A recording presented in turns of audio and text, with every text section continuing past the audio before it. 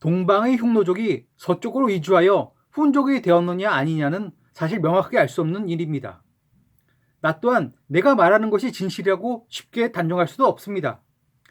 제가 흉노족과 훈족 간의 연관성을 주장하는 것은 중국 변방에서 몰락하고 있던 흉노족이 서쪽으로 도주하여 그곳에서 공포의 대상이 되었다는 사실을 통해서 일종의 카타르시스를 느끼려는 열등감 해소 차원은 결코 아님을 앞서 밝혀둡니다. 동양과 서양은 중화 세계와 유럽으로 단절되어 서로의 역사를 각기 기록해왔습니다. 우리가 중화의 변방 민족으로 살고 있을 때 유럽에서는 자신들만의 독자적인 문명을 이루며 살고 있었으며 그들의 기록을 그들만의 역사로 남겼습니다. 그러나 동서 각각의 역사에서 변방의 야만적인 이민족으로 그려지던 초원의 유목민들은 비록 그들이 남긴 역사는 없지만 서에서 동으로 또다시 동에서 서로 이동하며 치열하게 생존을 이어나가고 있었음을 소위 말하는 문명권의 역사 기록을 통해서 간접적으로나마 어렴풋이 알 수 있는 것입니다. 그리고 우리는 흉노족과 훈족의 역사를 서로 대조해 보면서 그들의 역사를 하나 둘 짜맞춰 보고 있는 것이죠. 그런데 흉노족이 훈족으로 변모해 가는 과정을 유추해 나가다 보면 하나의 연결고리가 되는 것이 바로 알란족, 즉 엄체라는 것을 알게 됩니다. 물론 알란족과 엄체가 서로 다른 별개의 민족이라고 주장하신다면 반론 또한 어려울 것이며 더 이상의 논의는 불가능할 것입니다. 그러나 사마천의 사기 대원 열전에 등장하는 엄체가 비잔틴 제국의 역사에 등장하는 알란족이 맞다면 로마의 역사에 등장하는 훈족이 과거 흉노족이었다는 가설의 신빙성은 더욱 높아지는 것입니다. 다시 말해 알란족과 훈족 혹은 엄체와 흉노는 하나로 얽혀 있으며 서로가 그들의 역사를 서로 입증하고 있는 것입니다. 엄체와 흉노, 다른 이름으로 알란족과 훈족은 서로 이웃해 살면서 때로는 서로 협력하고 때로는 서로 다투며 함께 살고 있었던 것으로 보여집니다. 다음에 그는 장진 퀘이가 쓴 흉노 제국 이야기에 나오는 내용입니다. 훈족의 공격을 받던 전 알란족은 유일하게 게르만족의 침략을 받지 않은 민족이었다.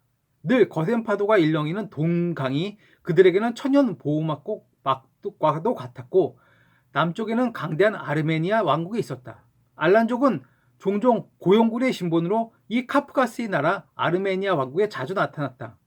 317년에 한 알란 공주가 아르메니아 왕자 훗날 코스로에스 3세 또는 코스프로프 3세 제위 330년부터 339년와 결혼하면서 그들의 세력은 더 커져갔다.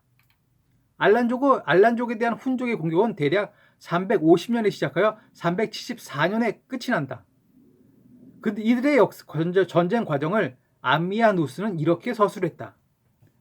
훈족은 돈강 동쪽에서부터 공격을 시작했고 알란족은 강력하게 저항했다.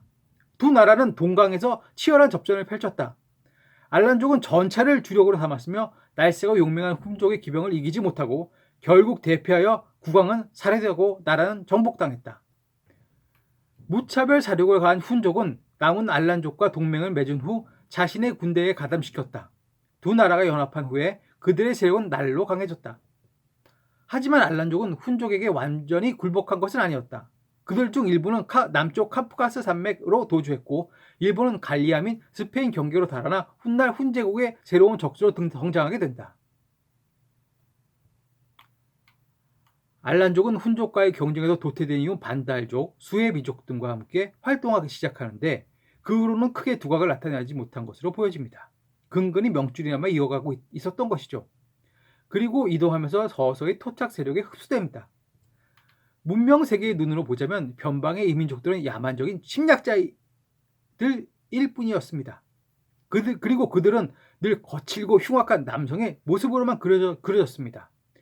그러나 삶의 터전을 잃고 어느 한 곳에 정착할 수 없는 경쟁에서 밀려난 떠돌이 부족들에게는 세상은 가혹하기만 했습니다. 처자식이 굶어 죽어가고 있는데 어느 가장이 거칠고 흉하게 변모하여 칼을 들고 이웃의 담장을 넘지 않을 수 있었겠습니까? 훈족도 알란족도 단지 정착하지 못하고 떠도는 민족이었을 뿐입니다. 분명히 그들은 포악한 약탈자였습니다. 평화롭던 마을에 쳐들어와서는 불을 지르고 부녀자를 겁탈하고 사람을 죽이는 악당들이었을 것입니다. 그러나 그러한 모습이 바로 그들의 생존 방식이었다면 우리는 그들을 비난만 할 수 있을까요?